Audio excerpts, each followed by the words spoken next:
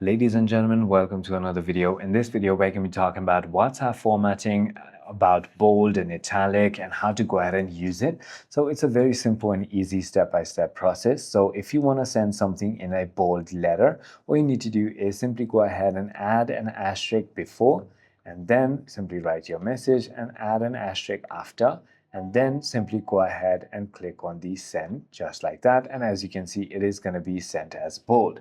Now, if you want to send it as an italic, then you want to simply go ahead and place an underscore in front, and then simply go ahead and write your message and then place an underscore on the end and click on send. And as you can see, it is going to be sent as an italic. So it is as simple as that. Even if you want something like a strike through, then you can simply go ahead and add the this colon or what is it called, the tilde.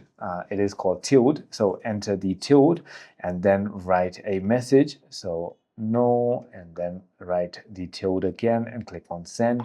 And as you can see, it is going to go ahead and send it just like that. And you can also go ahead and send it on a monospace by writing the three backticks. But that is about it. I hope this video clarifies everything for you. If you have further more queries, feel free to comment down below, and I'll see you on the next one.